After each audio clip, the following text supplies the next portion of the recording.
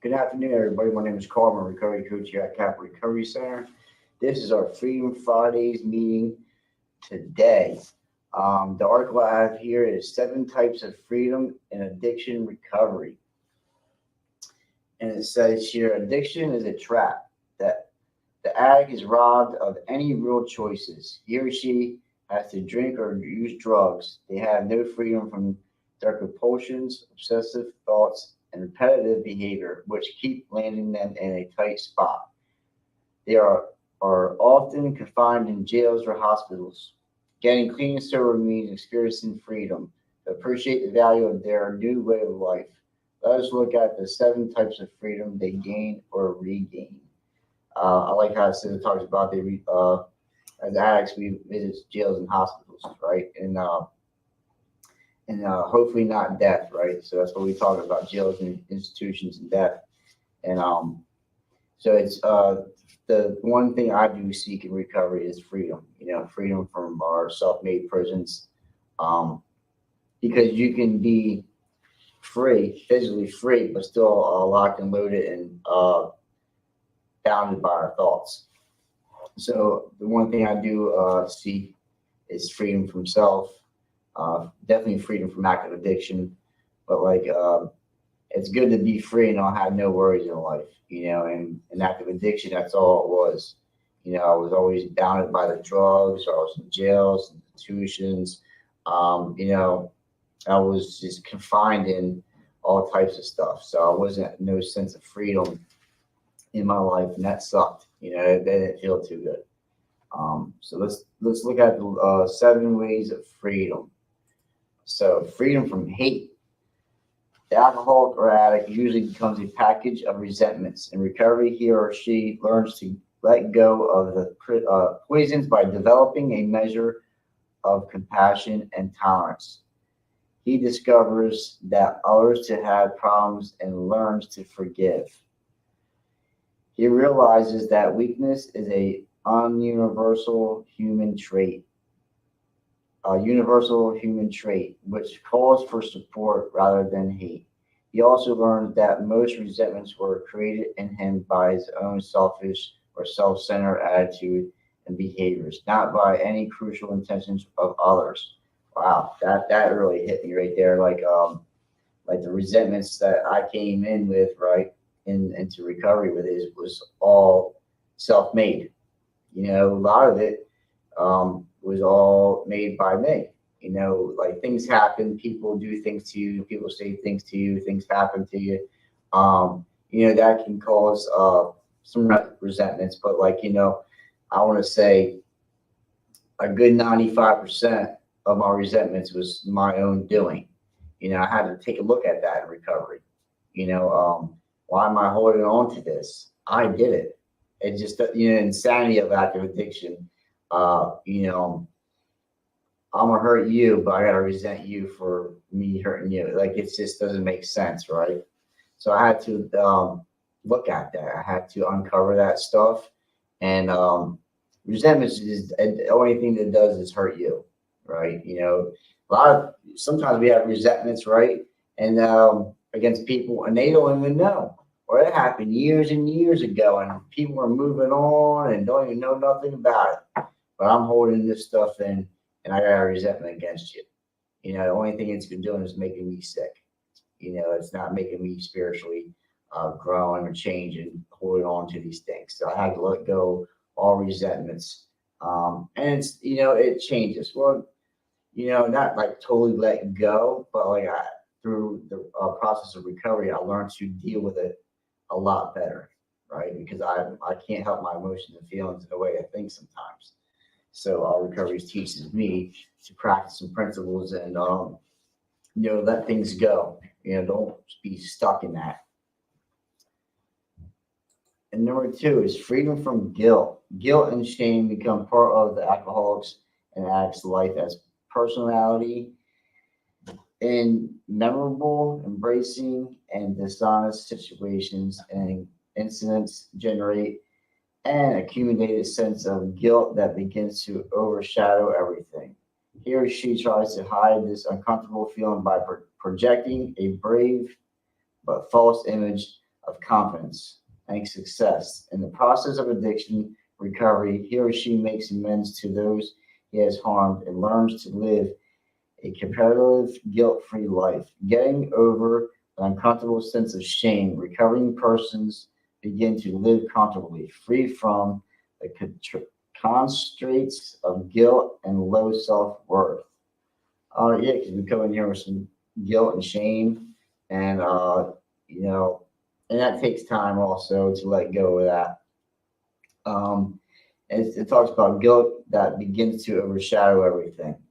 So you're living life in recovery and stuff like that, where you're still holding on to this guilt, and it's like towering over you, you know. And it brings up more negative emotions and feelings.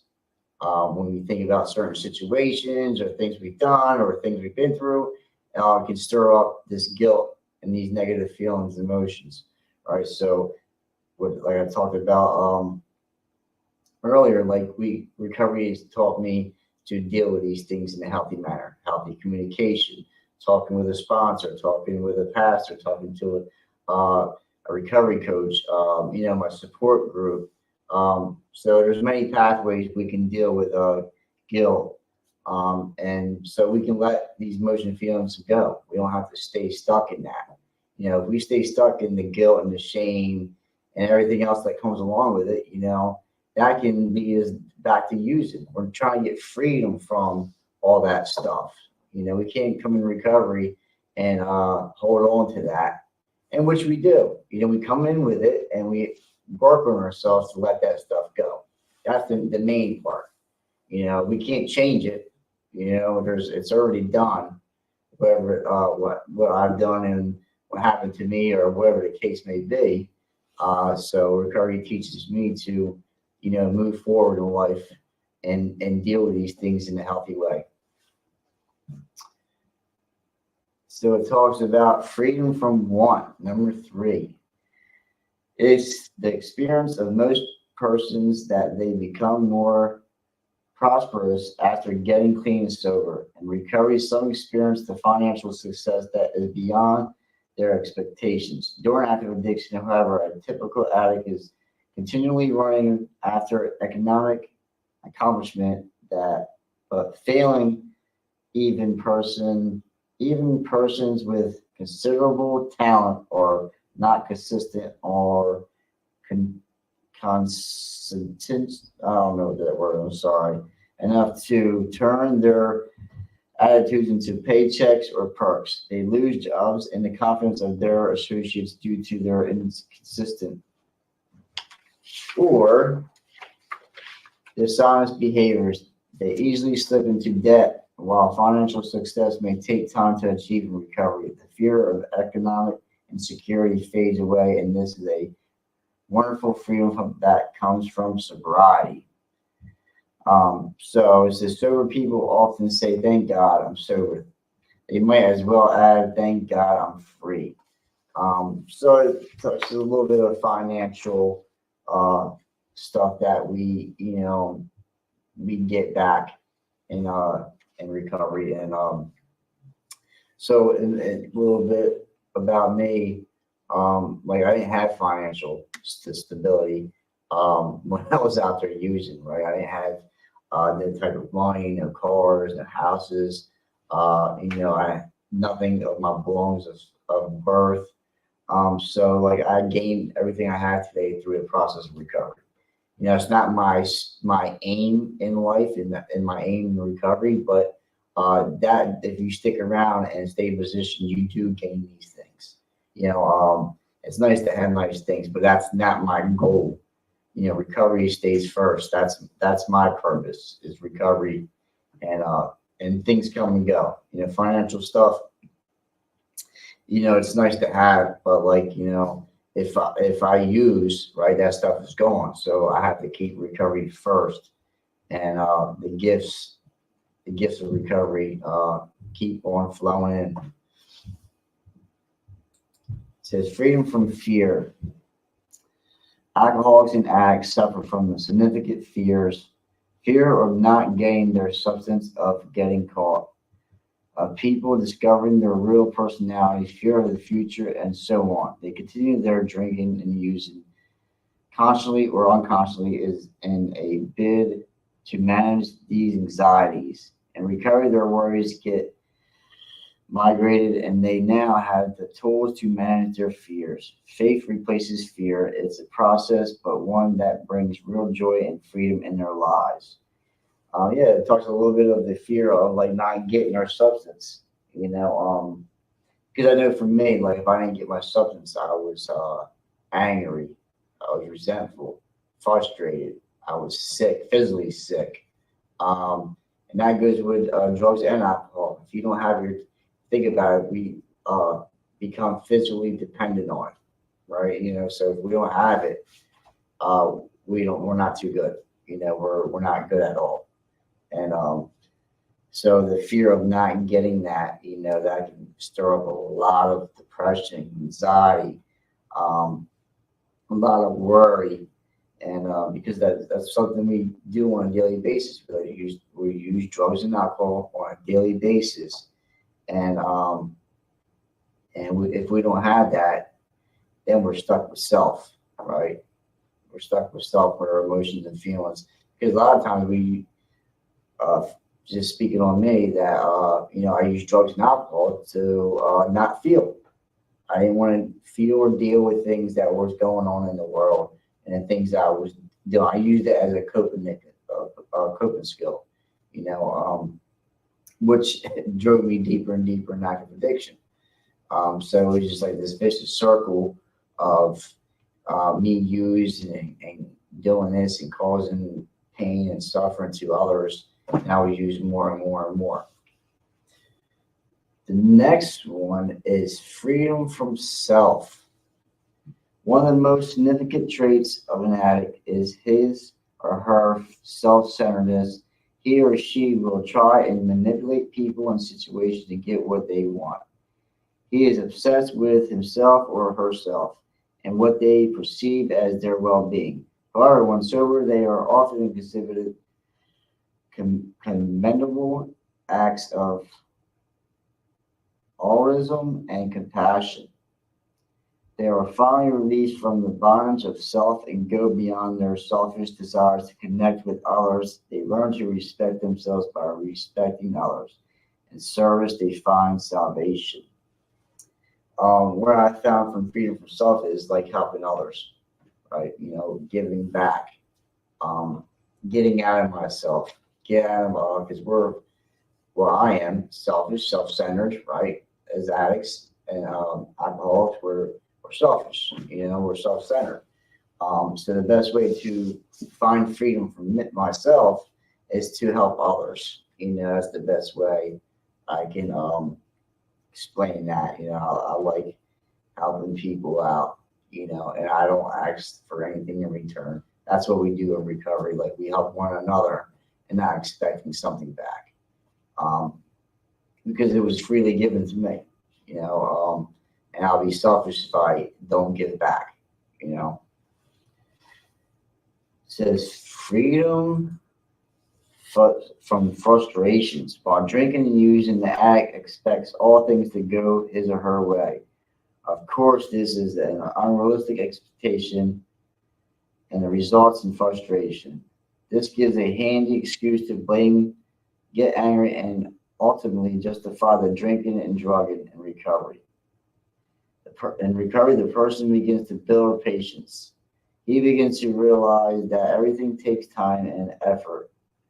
Projects sometimes fail. Results are not always expected or desired. With this realization comes from freedom from impatient anger and frustration. It takes time to work in this area, but absence slowly teaches the individual the value of taking it easy and accepting the results. Wherever they may be, sobriety may not feel free to act from all his or her frustrations, but they shall become manageable. So we're talking about freedom from frustrations.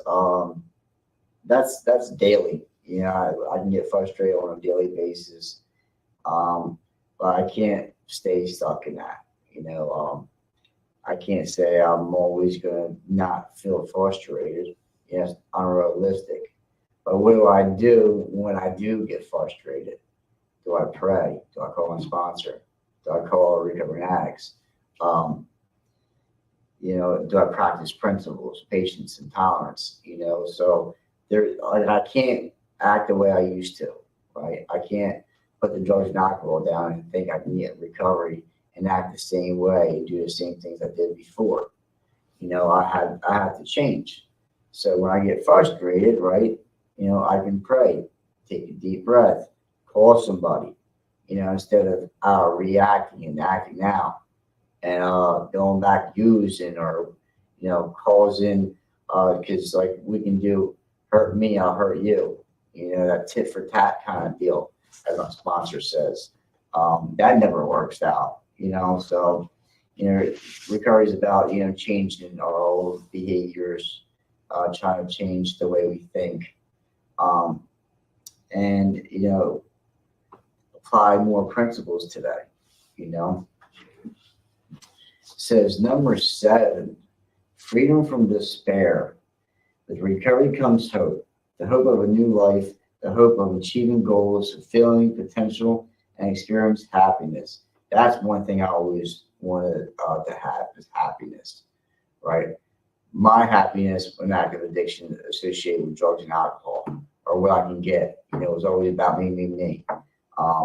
So experiencing happiness, like truly without drugs and alcohol and living life, I didn't think was possible. I didn't think it was possible for me because I was thinking about it. I was years and years of using drugs and alcohol. And would come using drugs and alcohol, we're causing more pain and suffering to ourselves and everybody around us. So there wasn't no true happiness. I didn't think I can achieve that. Right? I didn't think I can have fun in recovery because I was always consumed with some type of substance. So I'm here to tell you, you can have fun. You can be happy in recovery. It just matters how much you want it and how much work you put in, right? With renewed self-worth and confidence, the addict goes ahead, free from the deliberating despair that ruled his days during addiction. It says, hope is a powerful element that shines through the dark clouds over an addict's life. This new freedom is of a spiritual dimension, giving purpose and meaning to his or her life. Oh, that is great. So talk about a little bit of hope, freedom from despair. So like despair, I go to is like hopelessness, right? I was truly in despair. I was hopeless, right? I didn't know from left from right. I was desperate. We talk about recovery, the gift of desperation, and a lot of it was myself doing, right? So I was digging my hole deeper and deeper, deeper and deeper. These self-made prisons I made, these lies I told myself, the things I was doing. So there's a little bit of everything that kept me in active addiction, right? It kept me using. And it was hard to break that. It really was. It was tough. I see you, Juan. What's going on, Juan? So like, I had to really do something different this time, and like that little glimpse of hope I had, it grew over time. But that's when like I got in recovery. I seen other people being happy and living full lives, and another thing is that they can relate to me and I can relate to them. Like I thought I was the worst of the worst, and I was, I always put myself on the bottom of things. I was never better than, right? I was always less than everybody else. I didn't see my self-worth. I didn't see anything good for me in my life. I didn't see a purpose. Nothing. You know what I mean? I was so deep in addiction and the lifestyle that I couldn't see on the other side. Until I really put the substance down. Because that's another thing. Like I always thought I can use something. I couldn't see my life without any type of substance. There had to be something. To be completely absent from drugs and alcohol, I didn't think was possible. And that's normal because that's what I was used to. I was used to drugs and alcohol. That's all my life was about.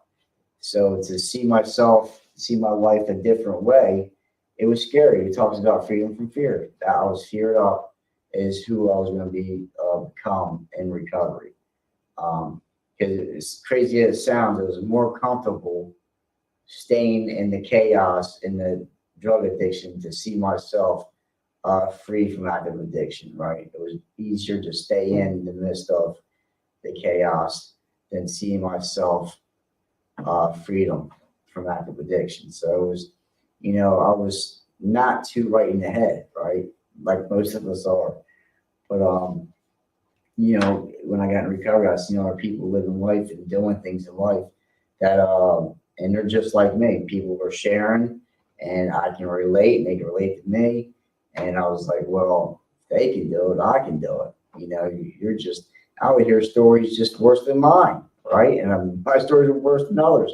But that's, our common bond was, drugs and alcohol and the stuff that we're doing. But we can change, right? We have a choice today.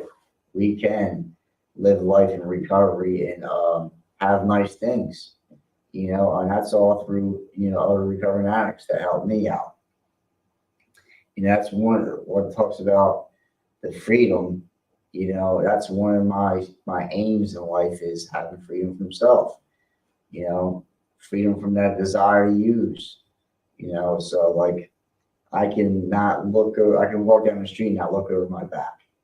I don't have to worry that am I going to go to jail or am I going to get robbed or I owe somebody money. So there was always something going on in my life that I was feared up about. And today like I don't have to live that way. But that was our Freedom Fridays meeting for the day. My name is Carl. I'm recovery coach here at Capital Recovery Center. Until next time, we'll see you later.